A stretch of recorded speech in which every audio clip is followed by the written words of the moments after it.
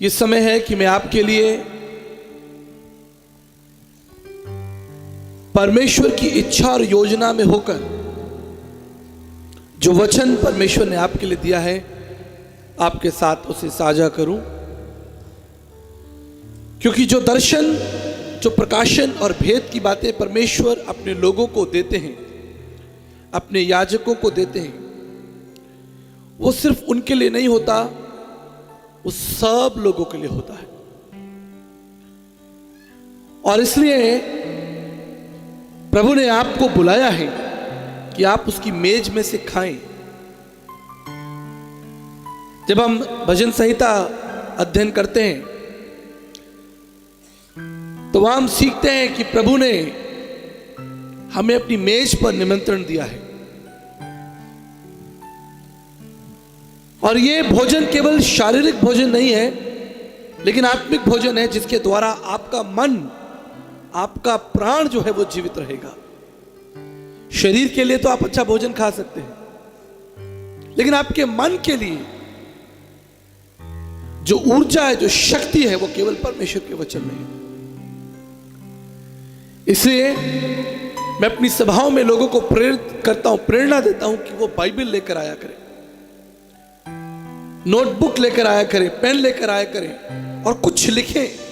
मैं यकीन दिलाता हूं आपको, वो वचन किसी न किसी दिन, किसी मोड़ पर आपके लिए एक सामर्थ, एक ऊर्जा, एक प्रकाशन, एक ज्योति होगी और आप बच जाएंगे। मेरे साथ वचन निकाले, पहला यूहन्ना उसका 5 अध्याय 12 पद, और इस पर हम मनन करेंगे। और उसके बाद कोई व्यक्ति निकाल लेगा लूका 15 और उसके 20 पद को। पहले हम पढ़ेंगे पहला यूहन्ना 5:12, पहला यूहन्ना 5:12, और उसके बाद लूका 15 और उसके 20 पद को हम पढ़ेंगे। जिसके पास पुत्र है उसके पास जीवन है, और जिसके पास परमेश्वर का पुत्र नहीं उसके पास जीवन भी नहीं है। देखिए, मैं पहले दिन से आपको बताता आया हूं कि परमेश्वर का वचन हमारे लिए कोई सलाह नहीं है, यह सामर्थ है, यह आज्ञा है। परमेश्वर की दृष्टि में चाहे आप एक गरीब व्यक्ति हो और चाहे आप किसी देश के प्रधानमंत्री हो, उसका वचन सब प्राणियों के लिए एक सा है। उसने जो कहा है वो सबके लिए है। उसके वचन में मनुष्य के लिए भेदभाव नहीं है कि ये विशेष जाति का है, ये विशेष समाज का है, ये धनवान है, ये भारत का है, ये पाकिस्तान का है, ये अमेरिका का है, ये चाइना का है। जिस तरह ये सूर्य का प्रकाश सारी पृथ्वी के लिए पर्याप्त है और जरूरी है, ठीक इसी तरह परमेश्वर का वचन हर एक प्राणी के लिए पर्याप्त है और जरूरी है। उसने कहा कि जिसके पास पुत्र है उसी के पास जीवन है, जिसके पास पुत्र नहीं उसके पास जीवन नहीं है। देखिए, वचन ऐसा भी हो सकता था आपको खुश करने के लिए, थोड़ा खुश करने के लिए, कि जिसके पास पुत्र है उसके पास जीवन है, और बात खत्म हो जाती। और लोग सोचते हैं हाँ ठीक है, अच्छी बात है। परंतु मैं आपको स्मरण दिलाना चाहता हूं, जिसके पास पुत्र नहीं है उसके पास जीवन नहीं है। यह कठोर बात है और सत्य है। भारतीय दर्शन में लिखा है, ब्रह्म सत्य जगत मिथ्या, परमेश्वर सत्य है। शब्दों शब्दाक्षर परम ब्रह्मा, शब्दों शब्दाक्षर परम सत्या। वो परमेश्वर जिसके मुंह से वचन निकलता है वो सत्य है, अटल है, सनातन है और सब प्राणियों के लिए। परमेश्वर किसी का पक्षपात नहीं करता। वो चेहरा नहीं देखता, अच्छे कपड़े पहने हैं, सुंदर लग रहे हो, धनवान हो, बड़े ज्ञानी हो, कहां से आए हो, जापान से आए हो, अच्छा अच्छा यहां बैठो। ऐसा नहीं है। तुम गरीब हो, रिक्शा चलाते हो, चलो उधर बैठो। उसका द्वार सब प्राणियों के लिए खुला है, हर भाषा के लोगों के लिए। उसका संदेश सारी पृथ्वी के लिए है और उसका संदेश स्पष्ट है, क्लियर है, नो डाउट, नो कंफ्यूजन। जिसके पास पुत्र है उसके पास जीवन है, और जिसके पास पुत्र नहीं है वो जीवन को नहीं देखेगा। चाहे आप कोई भी हो, आप ज्ञानी हो, आप अधिकारी हो, आप राजा हो, आप संसार के सबसे धनवान व्यक्ति हो, अगर आपके पास प्रभु यीशु नहीं है, आप उस अनंत काल के जीवन में प्रवेश नहीं कर सकते। सुन लीजिए, चाहे आप इस पंडाल में उपस्थित हो या इस वीडियो के माध्यम से इस संदेश को आप कभी बाद में सुने, अगर आपके पास परमेश्वर का पुत्र यीशु नहीं है, आप जीवन को नहीं देखेंगे। यह आपके लिए अंत होगा। लेकिन हमारे पास एक आशा है कि जिसके पास परमेश्वर का पुत्र अर्थात यीशु मसीह है, उसके लिए जीवन होगा। मेरे प्रियो, इस रहस्य को मैं आज आपके साथ साझा करूंगा। What is the meaning to have the Son of God? इसका अर्थ क्या है, इसका भाव क्या है, इसके पीछे कौन सा रहस्य छिपा है कि जिसके पास परमेश्वर का पुत्र है उसके पास जीवन होगा। मेरे प्रियो, आप दो परिस्थितियों पर दृष्टि कीजिए, दो महत्वपूर्ण चीजों पर अपना ध्यान आकर्षित कीजिए। इससे कोई फर्क नहीं पड़ता कि अगर आपको बाइबल का बहुत अधिक ज्ञान नहीं है तो भी कोई बात नहीं। दो चीजें आपको समझनी है, साधारण चीजें आपको समझनी है, और वो क्या है?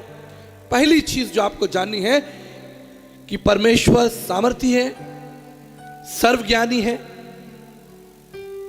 अटल और अगम्य है।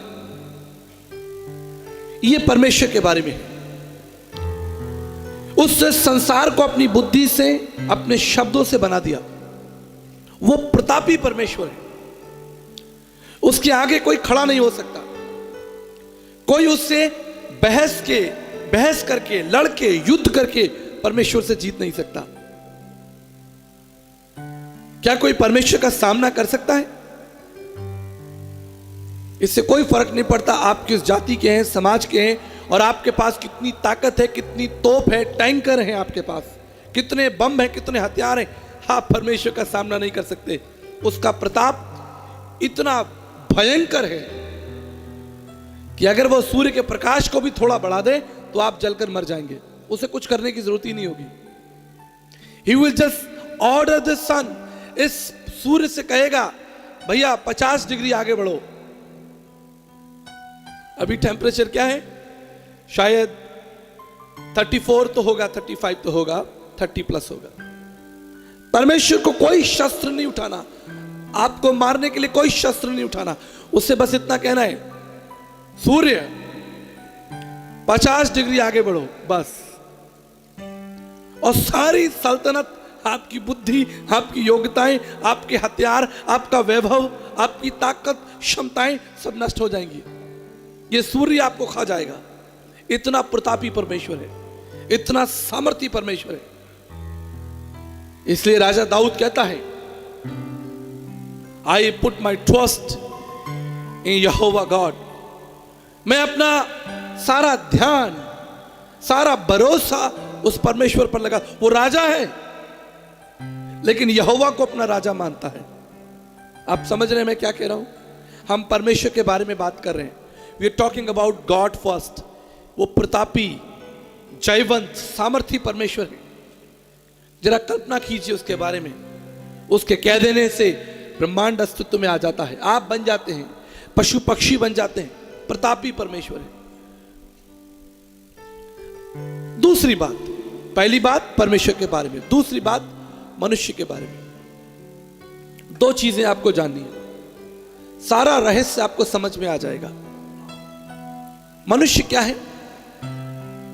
क्या है मनुष्य? अगर आप इसे दार्शनिक दृष्टि से देखें, फिलॉसफिकल, दार्शनिक, तो मनुष्य इस पृथ्वी पर, इस ब्रह्मांड में कीड़े के समान है, कुछ नहीं। क्या आपके अंदर कोई सामर्थ्य है? अगर कोई सोचता है कि मैं बुद्धिमान हूं तो वो मूर्ख है।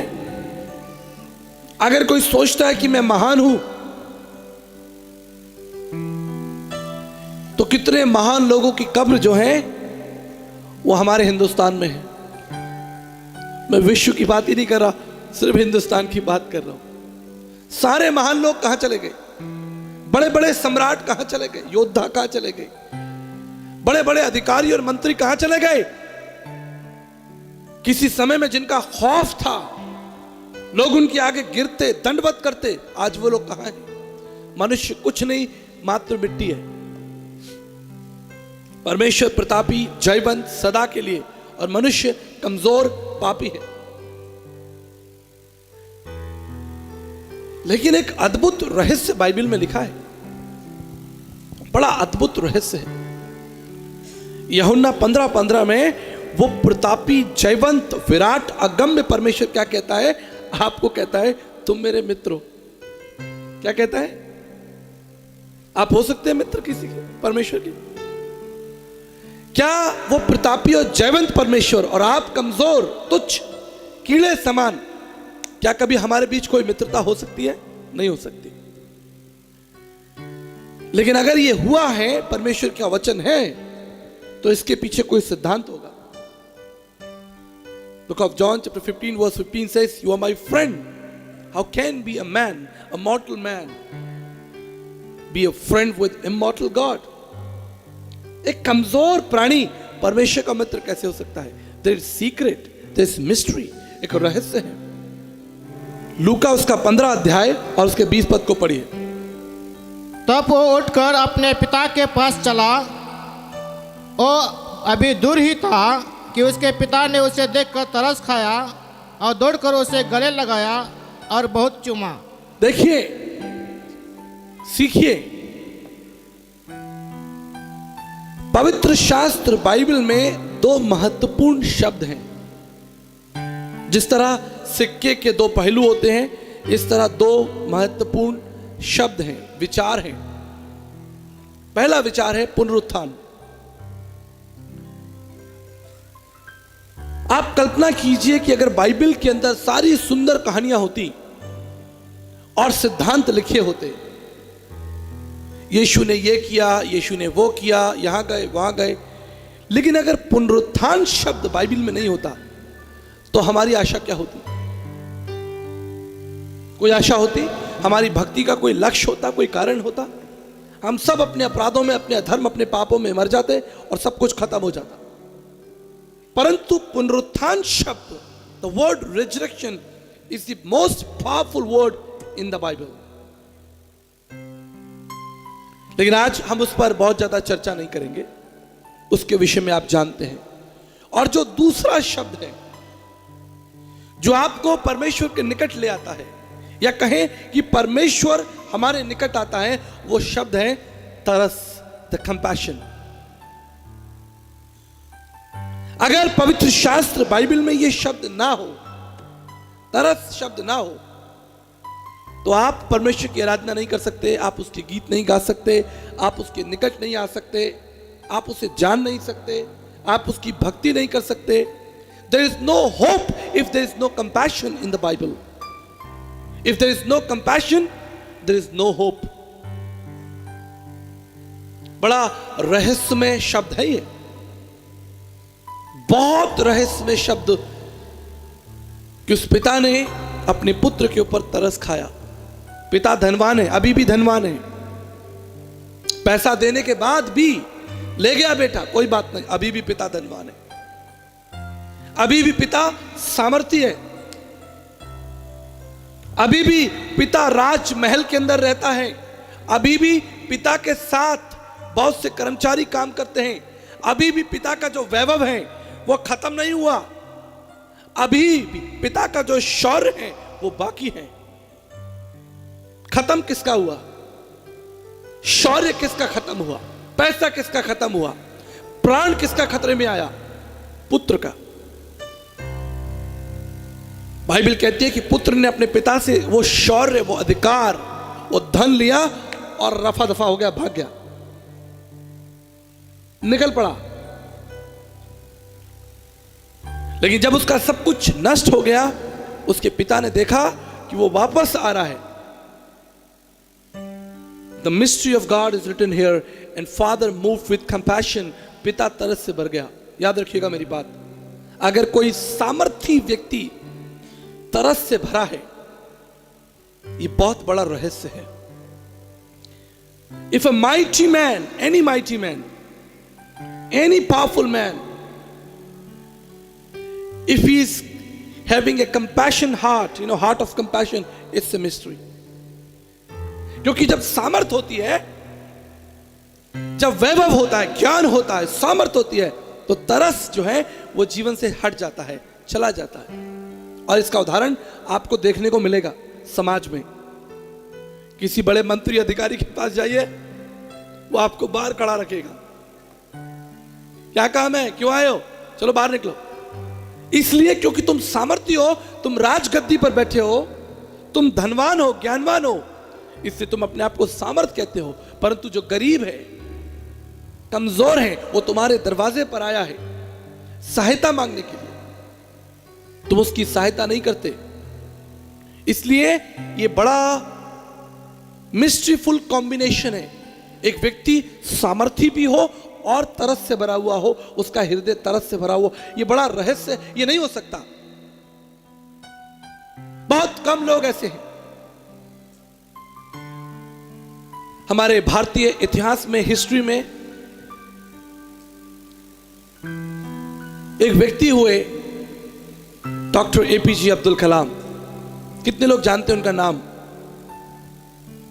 हमारे देश के राष्ट्रपति थे। He was most powerful man in this nation, राष्ट्रपति, but yet with lot of love and compassion. जब मेरी मुलाकात डॉक्टर एपीजे अब्दुल कलाम जी से हुई, हम आमने सामने थे। मैंने कहा, सर मुझे आपसे बात करनी है, आई नीड योर टाइम। आप जानते हैं उन्होंने क्या कहा? यू आर वेलकम, आपका स्वागत है। मैंने कुछ समय लिया और उन्हें प्रभु यीशु मसीह के बारे में बताया। I shared gospel with doctor APJ Abdul Kalam. और जब प्रार्थना की बारी आई, मैंने कहा मैं आपके लिए प्रार्थना करना चाहता हूं, can I pray for you? वो अपनी सीट पर से खड़े हो गए, अपनी सीट पर से उठ गए। वो, आप प्रार्थना कर सकते हैं। मैंने कहा, सर आप बैठ जाइए, आप बैठे रहेंगे तो भी मैं प्रार्थना कर दूंगा, आप हमारे भारत देश के राष्ट्रपति हैं, बैठे रहिए, कोई बात नहीं। आप जानते उन्होंने क्या कहा? उन्होंने कहा कि मैं आपके लिए नहीं खड़ा हूं, मैं खड़ा हूं जो नाम आपने लिया, जिस नाम से आप प्रार्थना करना चाहते हैं। You are powerful, yet full of compassion and love. ये केवल परमेश्वर का स्वभाव है मेरे प्रियो। मैंने आपको याद दिलाया कि परमेश्वर कितना प्रतापी है, कितना सामर्थी है, उसके बोल देने से सब कुछ हो जाता है। लेकिन हम क्या देखते हैं? What we learn from the word of God. अगर वो अपनी दया का, अपने अनुग्रह का, अपने प्रेम का, अपने तरस का हाथ हटा ले, एक भी प्राणी इस पृथ्वी पर 1 मिनट के लिए जीवित नहीं रह सकता। इसलिए हम पढ़ेंगे विलाप गीत, विलाप गीत उसका 3 अध्याय और 22 और 23। हम मिट नहीं गए, या यहोवा की महाकरुणा का फल है, क्योंकि हम मिट नहीं गए, ये परमेश्वर की महाकरुणा का फल है। आगे पढ़े। क्योंकि उसकी दया अमर है, प्रति भोर वो नई होती रहती है। हालेलुया। उसका जो तरस है, उसका तरस एक दिन के लिए, एक हफ्ते के लिए नहीं है, उसका तरस सारी मानव जाति के लिए प्रत्येक दिन नया हो जाता है सारी मानव जाति के लिए, उसका तरस हमेशा के लिए। इसी वचन कहता है कि हम मिट नहीं गए, ये यहोवा की महाकरुणा है, हाई कंपैशन। मेरे प्रियो, मुझे नहीं मालूम कि आपने अपनी जिंदगी में कभी तरस को अनुभव किया है। हो सकता है आपने किसी पर तरस किया हो, वो एक अलग विषय है। That you moved with compassion for someone, that's a different thing. But my question, have you felt compassion in your life? क्या आपने कभी तरस को अनुभव किया? किसी ने आप पर तरस किया हो? Do you remember any story? आपको वो कोई कहानी याद है? मुझे अपने जीवन की एक कहानी याद है। जब मैं कॉलेज स्टूडेंट था, ईयर 2001, 23 साल पहले, तो मुझे बस में यात्रा करनी होती थी अपने शहर से, जहां मैं रहता था वहां से मेरे कॉलेज के लिए बस की यात्रा होती थी। और मुझे याद है उस बस का जो टिकट हुआ करता था वो 13 रुपये, अर्थात 13 रुपीज, 13 रुपये प्रत्येक दिन। और एक दिन जब मैं बस में था, जब कंडक्टर मेरे पास में आया, उसने कहा टिकट, तो मैंने अपनी जेब में हाथ डाला और मैंने पाया कि मेरा पर्स मेरी जेब में नहीं है, मेरा जो वॉलेट है मैं अपने घर पर भूल गया हूं। और मुझे बड़ी निराशा हुई। उस कंडक्टर ने मुझसे कहा कि अगर आप आगे यात्रा करना चाहते हैं तो आपको 13 रुपए देने होंगे, नहीं तो आप यहीं उतर जाइए। ये हाईवे था, गर्मी के दिन थे, मई जून का महीना था, लू चल रही थी, गर्मी हवा चल रही थी, और अंततः मुझे बस से नीचे उतरना पड़ा। मेरा हृदय टूट गया, मेरे मन में दुख, मैं कह सकता हूं कि एक निराशा, एक अपमान मेरे हृदय में आया कि अरे मैं यात्रा नहीं कर सकता क्योंकि मेरे पास 13 रुपए नहीं है। 13 रुपए होगी तो यात्रा होगी। वो बस थोड़ी दूर आगे गई, लगभग 100 मीटर 150 मीटर आगे गई और रुक गई। और उसमें से एक व्यक्ति ने दरवाजे पर खड़े होकर मुझसे कहा, इधर आओ, जल्दी आओ, दौड़ कर आओ। मुझे लगा कि मैं अपना पर्स में कोई सामान भूल गया हूं, और मैं दौड़ कर गया और उस व्यक्ति ने मेरे कंधे पर हाथ रखा और कहा, चिंता मत करो, ऊपर आओ, मैं तुम्हारे लिए 13 रुपए दूंगा।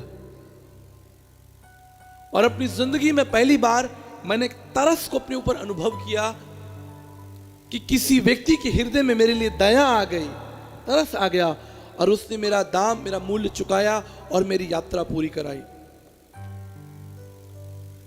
उस समय गूगल पे या जी पे या फोन पे ये सब नहीं हुआ करता था।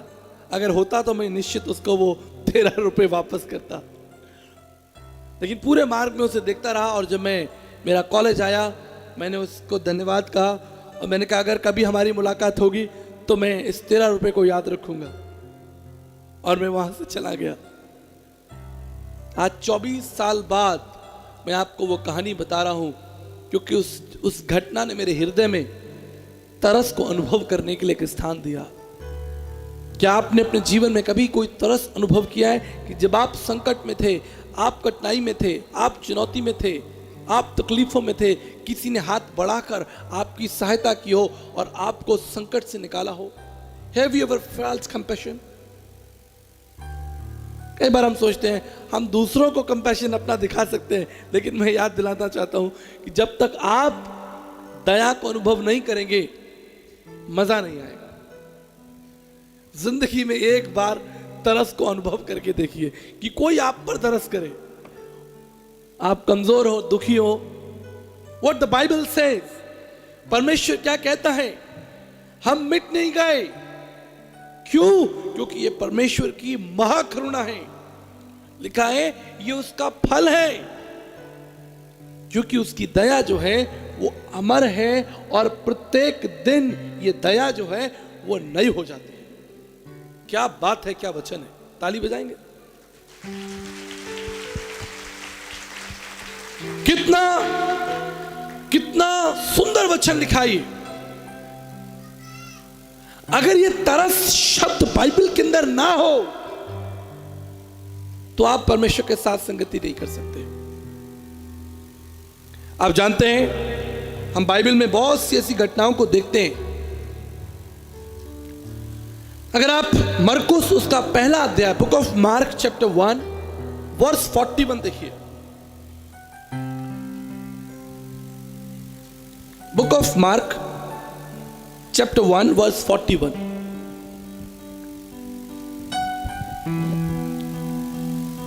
पढ़िए। उसने उस पर तरस खाकर हाथ बढ़ाया और उसे छू कर कहा, मैं चाहता हूं तू शुद्ध हो जा। एक कोढ़ी यीशु मसीह के पास में आया। बड़ी खतरनाक बीमारी है कोढ़,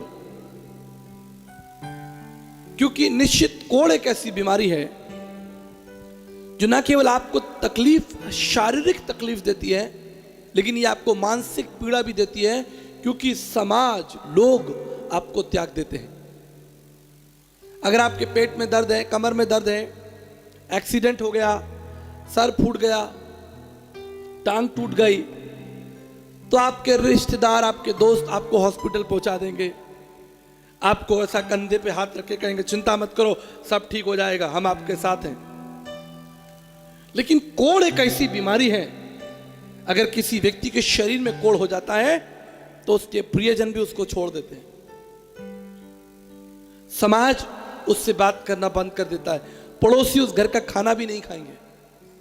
अगर किसी घर में कोई कोढ़ी व्यक्ति है तो उसके पड़ोसी और आसपास के लोग उससे दूरी बना लेंगे, बाबा उस व्यक्ति को कोढ़ है।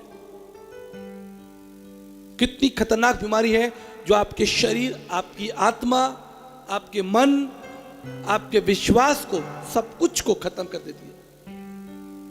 और कल्पना कीजिए कि कोढ़ी यीशु मसीह के पास में आया, वो कहीं और जा ही नहीं सकता था, समाज में उसे कोई स्वीकार नहीं कर सकता था, कोई उसे अपने पास नहीं बैठा सकता था। और वो कोढ़ी यीशु मसीह के पास में आया, and he knelt before Jesus. उसने अपने घुटने यीशु के सामने ठिकाए। उसकी आंखों में आंसू हैं, उसका भविष्य अंधकार में है, उसके आगे कोई आशा नहीं है, कोई आशा नहीं, नो होप, नो मेडिसिन, कोई दवाई नहीं है, कोई सर्जरी नहीं है, कोई लोग नहीं है, कोई नहीं है उसके आसपास। वो अकेला, दुखी, भूखा, प्यासा, शायद अच्छा भोजन भी ना हो, पीने के लिए पानी भी ना हो, कितनी तकलीफ में होगा। और वो यीशु के पास में आता, घुटने टिकाता, और आप जानते हैं वो यीशु की आंखों में देखकर रोता हुआ कहता होगा, प्रभु मुझ पर दया कर, मुझ पर दया कर। यीशु ने क्या किया और यीशु ने क्या कहा? पढ़ दीजिए, दोबारा पढ़िए, इस वचन को दोबारा पढ़िए, 141 को पढ़े। उसने उस पर तरस खाकर हाथ बढ़ाया, उस पर तरस खाया और उसको हाथ लगाया, छुआ। बाबा रुकिए, सुनिए, मुर्दा जा रहा है, यीशु मसीह ने कहा मुर्दा उठ, और वो मुर्दा उठ गया वचन के द्वारा। सूबेदार, एक व्यक्ति सूबेदार था, वो आया, बोला मेरा सेवक मर रहा है घर पर, तू यहीं से वचन बोल दे, वो जिंदा हो जाएगा। प्रभु ने वहीं से वचन बोल दिया, वो ठीक हो गया। दुष्ट आत्माएं, बीमारियां, यीशु बोलते हैं और लोग चंगे हो जाते हैं। लेकिन इस जगह पर बाइबल कहती है उसने कोढ़ी को अपना हाथ बढ़ाकर छुआ। पता नहीं इससे पहले और कितने सालों हो गए होंगे किसी व्यक्ति ने उस कोढ़ी को छुआ भी नहीं होगा, उसके कंधे पर हाथ ही नहीं रखा होगा, उसको प्रिय नहीं जाना होगा, उसको प्रेम का अनुभव नहीं किया होगा। यीशु मसीह ने अपना हाथ बढ़ाकर, बाइबल कहती है, उस पर तरस खाया, उसे छुआ, और आगे क्या लिखा है? उसे छू कर कहा, मैं चाहता हूं तू शुद्ध हो जा। और आगे? और तुरंत उसका कोढ़ जाता रहा और वो शुद्ध हो गया। जिसके पास परमेश्वर का तरस है, he who has the compassion has the life, he who does not have the compassion of Jesus has no life। जिसके पास पुत्र है, अर्थात जिसके पास परमेश्वर का तरस है, उसके पास जीवन है। अगर आपके पास परमेश्वर के पुत्र प्रभु यीशु मसीह का तरस है, if you receive his compassion, अगर आप उससे उसका तरस मांग लें, वो आपको जयवंत कर देगा। कई बार हम उससे बहुत कुछ मांगते हैं, but I teach people, look for the compassion of God, don't be over smart.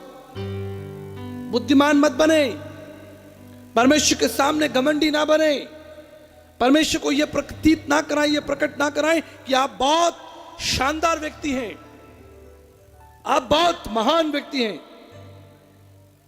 याद रखिए, अगर आप परमेश्वर के तरस को प्राप्त करना चाहते हैं, केवल एक ही मार्ग है। जब यीशु मसीह ने कहा मार्ग मैं हूं, कई बार इस पर बहस होती है, बड़े बड़े थियोलॉजियन और दूसरे धर्मशास्त्री इस पर बहस करते हैं कि यीशु मसीह एकमात्र मार्ग कैसे हो सकता है। Why Jesus is the only way? Listen the word of God says. परमेश्वर का वचन क्या कहता है, सुन लीजिए। मार्ग का मतलब यह कोई पत्थर की सड़क नहीं है। मार्ग का मतलब यह कोई रास्ता नहीं है जिस पर हमने लकड़ी बिछा दी हो। मार्ग है परमेश्वर का तरस। Do you have the compassion of God? अगर आप अपने पापों को क्षमा मांग लेंगे, परमेश्वर तरस से भर जाएगा। अगर आप उसके सामने घुटने टिकाएंगे तो परमेश्वर तरस से भर जाएगा। इस कोढ़ी ने कहा, प्रभु मुझ पर दया कीजिए। एक ही मार्ग है, जब आप घुटने टिका देते हैं, परमेश्वर, दयालु परमेश्वर अपने तरस को आपके ऊपर उंडेल देता है और आप बच जाते हैं। जब यीशु मसीह कहते हैं मैं मार्ग हूं, वो बिल्कुल सही कह रहा है, क्योंकि उसके तरस में जीवन है। जब ये जवान लड़का अपने पिता के पास में आया, आप जानते हैं इसने क्या कहा? इसने कहा, पिताजी मैंने आपके विरोध में और स्वर्ग के परमेश्वर के विरोध में पाप किया है। बाइबल कहती है उसके पिता का हृदय तरस से भर गया। बचने का कोई दूसरा तरीका नहीं था। No alternatives, no other options, there is only one option. If you have compassion of Jesus, you will have the life. जिसके पास तरस नहीं है, उसके पास जीवन नहीं होगा। हम कहानी पढ़ते हैं नेक यात्री की, सामरी यात्री की। वो मार्ग में था, उसे डाकुओं ने लूट लिया, उसे घायल किया। याजक और लेवी उसे देखकर चले गए, लेकिन एक सामरी यात्री वहां पर था। वचन कहता है उसने उस घायल व्यक्ति को देखकर उस पर तरस खाया और उसका प्राण बच गया। एक ही तरीका था, तरस। जब तक दया नहीं है, तरस नहीं है, तब तक आप उस जीवन को कभी नहीं प्राप्त कर पाएंगे। मैं अपने जीवन की एक सच्ची कहानी आपको बताता हूं। मैं एक मिठाई की दुकान में था, स्वीट शॉप, एक बड़ी शानदार मिठाई की दुकान, जिसके अंदर लोग मिठाइयां खरीद रहे थे, महंगी महंगी मिठाइयां। और बाहर कुछ गरीब बच्चे खेल रहे थे। उस मिठाई दुकान के आसपास जाते हुए लोगों से वो मिठाइयां मांग रहे थे। मैं उस मिठाई की दुकान में था और मैंने देखा कि एक बच्चा, छोटा बच्चा, जिसके शरीर, जिसका गंदा था, जिसके पैरों में चप्पल नहीं थी, और वो कांच में से ऐसे मिठाई को देख रहा था, इस तरह से अंधेरे में ऐसा बना के मिठाइयों को देख रहा था। और मैं दुकान के अंदर उससे देख रहा था कि वो मिठाइयां देख रहा है, मैं उसे देख रहा हूं, वो मिठाइयां देख रहा है। मैंने उससे इशारा किया, अंदर आओ। उसे विश्वास नहीं हुआ, he could not believe। उसने पीछे मुड़कर देखा कि क्या ये किसी और व्यक्ति के लिए निमंत्रण है, इशारा है, या मेरे लिए। मैंने कहा भाई तुम्हें ही बुला रहा हूं, जल्दी आओ। जैसे उसने आने का प्रयास किया, the moment he started enter, वहां पर जो गार्ड खड़ा था, दुकानदार खड़ा था, जो मैं कह सकता हूं कि सिक्योरिटी गार्ड खड़ा था, उसने उस बच्चे को धकेल दिया, पुश कर दिया। कहां जा रहे हो, निकलो यहां से, भागो यहां से। और छोटा बच्चा वहीं दरवाजे पर खड़ा रह गया, कुछ नहीं कर सकता था, क्योंकि दरवाजे पर कौन खड़ा है?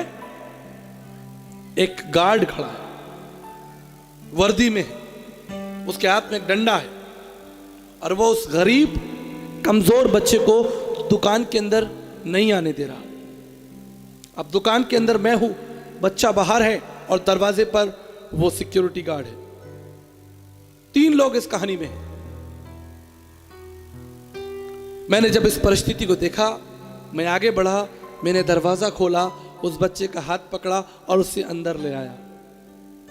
गार्ड ने मुझे देखा और कुछ नहीं कहा, नॉट अ सिंगल वर्ड। उससे मुझे देखा और साइड में हट गया कि मैं उस बच्चे को दुकान के अंदर ले जा रहा हूं।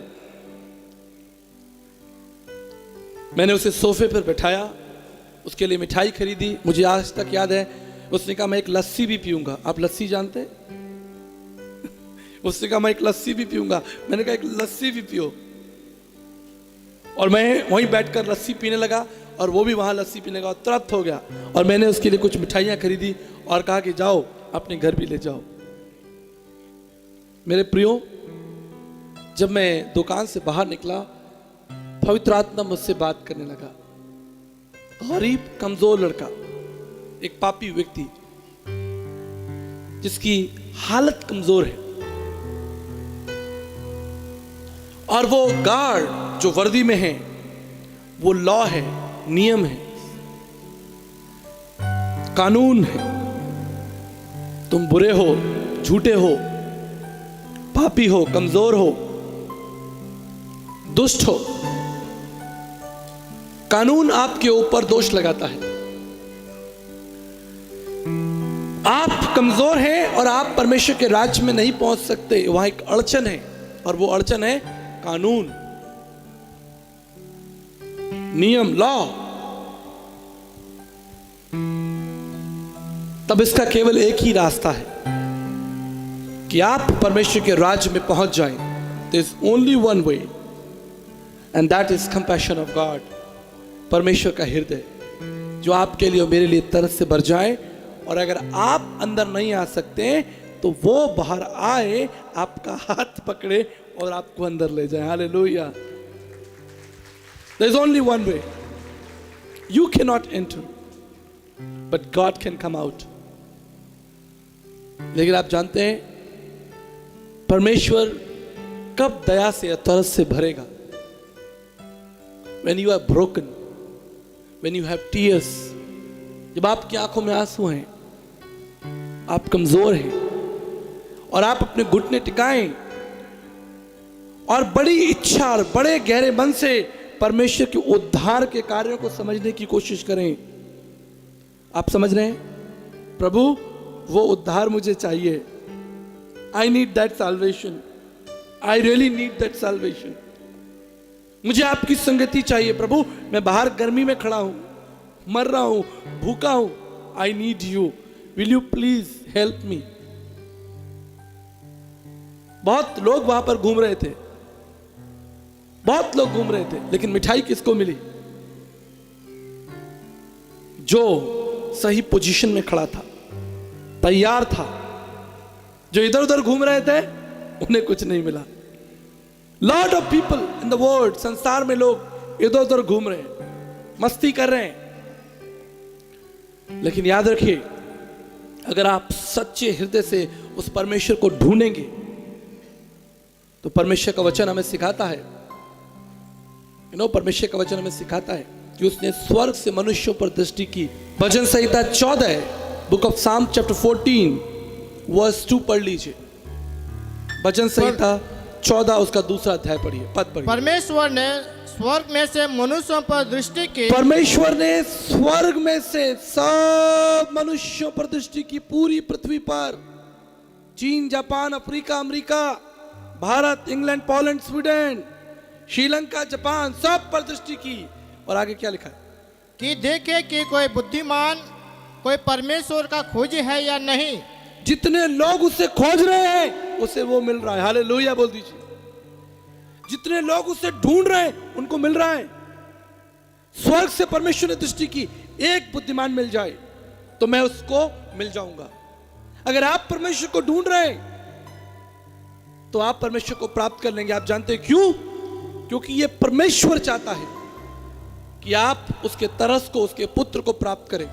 ये केवल आपकी इच्छा नहीं है, लेकिन ये परमेश्वर की इच्छा है कि लोग मुझे ढूंढें और पाएं। और आप याद रखिए, जब मैं संदेश को विराम देना चाहता हूं Book of Matthew chapter 9 verse 36. Very powerful verse. बहुत ही सामर्थी वचन, अंडरलाइन कर लीजिए, लाल पीला कर लीजिए, इस पर लिख लीजिए, highlighter. Book of Matthew chapter 9 verse 6. परंतु इसलिए कि तुम जान लो कि मनुष्य के पुत्र को पृथ्वी पर पाप क्षमा करने का अधिकार है. Matthew 9 chapter 36. And God, Jesus moved with compassion. बड़ी भीड़ को देखा. जब उसने भीड़ को देखा Hallelujah. This is the word. जब उसने एक बड़ी भीड़ को देखा तो उसको लोगों पर तरस आया. हालेलुया. ये देखिए, प्रतापी परमेश्वर, सामर्थी परमेश्वर बड़ी भीड़ को देखकर तरस से भर रहा है. लेकिन याद रखिएगा, उसका तरस वही ठहरेगा जो उसे प्राप्त करना चाहता है. उसका तरस उसी को मिलेगा जो आगे बढ़कर उस कोड़ी के समान अपने घुटने टेके और कहे कि प्रभु, lord, I need that compassion. प्रभु, मुझे आपकी आवश्यकता है. बारिश हो रही है, प्रकाश हो रहा है, लेकिन अगर आप अपने आप को दरवाजे में बंद कर लें, एक कमरे में बंद कर लें, यह सूर्य का प्रकाश आप तक नहीं पहुंच सकता, क्योंकि आपने अपने आप को अंधकार में बंद कर लिया है, एक दरवाजे के अंदर बंद कर लिया है. लेकिन जब दरवाजा खोलकर आप मैदान में आएंगे, यह सूर्य का प्रकाश आपको शक्ति देगा, ऊर्जा देगा. आज बहुत से लोग कहते हैं हमारे जीवन में परमेश्वर का कोई काम नहीं हो रहा, हम प्रार्थना कर रहे हैं, हमारे जीवन में परमेश्वर का काम नहीं हो रहा. Have you knelt down like this leper? क्या आपने इस कोढ़ी के समान अपने आप को, क्या आपने इस जवान लड़के के समान प्रभु से कहा कि प्रभु, मैं उठकर आपके पास आना चाहता हूं? बाइबल कहती है उसका पिता तरस से भर गया. मेरे प्रियो, जब मैं अपने संदेश को समाप्त करना चाहता हूं, आपको तरस का एक बहुत सामर्थ्य उदाहरण दूंगा और आपके लिए प्रार्थना करूंगा. What is compassion and what compassion can do? Let me explain you. तरस क्या है और ये तरस क्या कर सकता है, इसका मैं आपको एक उदाहरण देना चाहता हूं. आपने लकड़ी के क्रूस को देखा होगा. हजारों सालों से ये लकड़ी, ये क्रूस लोगों के लिए मृत्यु का साधन था. इस पर बड़े बड़े अपराधियों को लटकाकर मार दिया जाता था. Cross was sign of death and pain and suffering. लोग क्रॉस को देखते और डर के भाग जाते. कोई क्रूस को छूना नहीं चाहता, कोई क्रूस के पास नहीं आना चाहता. लोग दूर से क्रूस को देखते और भाग जाते. A sign of death, a sign of pain and suffering. मृत्यु, पीड़ा, दर्द और अपमान का चिन्ह था. ना जाने इस क्रूस ने कितने लोगों के प्राण ले लिए होंगे, कितने लोग इस क्रूस पर चढ़कर मर गए होंगे. Thousands of people in Romans time.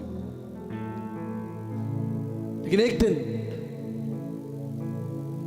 ये क्रूस दयालु प्रभु यीशु मसीह के हाथों में आ गए. दयालु प्रभु यीशु मसीह, a God who is having compassion in his heart. Bible कहती है कि जैसे यीशु ने इस कोड़ी को छुआ, उसका कोढ़ खत्म हो गया. ठीक इसी तरह यीशु मसीह ने क्रूस को छुआ. He touched, they become one. और क्रूस का इतिहास बदल गया. अब कोई क्रूस से डरता नहीं, अब क्रूस को देखकर कोई भागता नहीं. अब लोग नहीं कहते कि यह मृत्यु का और पीड़ा का और मृत्यु का चिन्ह है. अब लोग उसे शांति का चिन्ह कहते हैं, उसे प्रेम का चिन्ह कहते हैं.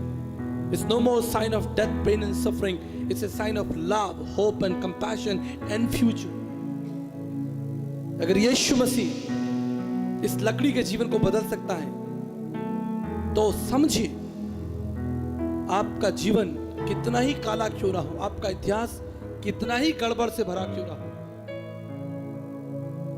If you have the Son of God, you will have life, you will have testimony. अगर आपके पास परमेश्वर का पुत्र यीशु है, आपके पास एक जीवन है और उस जीवन में गवाही है और उस गवाही में एक आशा है, आपके लिए एक भविष्य है. उसने स्वर्ग को छोड़ा, मनुष्य बन गया, ताकि आप जो पापी मनुष्य हैं वो परमेश्वर की संतान बन जाए। प्रभु के महान दास साधु सुंदर सिंह जी ने कहा था, Jesus died for you, you live for him. Yeshu Masih तुम्हारे लिए मारा गया, तुम उसके लिए जियो। मेरे प्रियो, आज का संदेश यही है, He who has the Son has the life। जिसके पास परमेश्वर का तरस है उसके पास जीवन है, और जिसके पास परमेश्वर का पुत्र प्रभु यीशु वो कंपैशन, वो तरस नहीं है, उसके पास जीवन नहीं है। मेरी यही प्रार्थना है इस मंच के माध्यम से कि आपके पास परमेश्वर का पुत्र हो, आपके पास वो दया, वो तरस हो, वो भविष्य हो। और जितने लोग यहाँ बैठे हैं, जितने लोग यहाँ बैठे हैं, आप सब आसमान में उठाए जाएंगे। जिसके पास उसका पुत्र होगा वो आसमान में उठाया जाएगा। हालेलुया। जिसके पास उसका तरस होगा वो खींच लिया जाएगा, स्वर्गदूत उसको उठा लेंगे।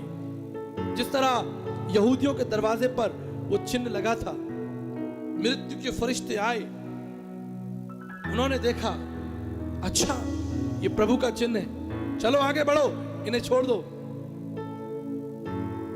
जिनके पास चिन्ह नहीं था वो मर गए। ठीक इसी तरह जिसके पास परमेश्वर का पुत्र यीशु होगा वो बच जाएगा, वो हवा में उठाया जाएगा। हम सब सदा के लिए जिएंगे। यही बात पौलुस कहता है कि स्वर्गीय बातों पर ध्यान रखो। प्रभु आपको आशीष दे, आपकी सहायता करे, आपकी अगुवाई करे। और मेरी यही प्रार्थना है कि आपके पास परमेश्वर का पुत्र यीशु मसीह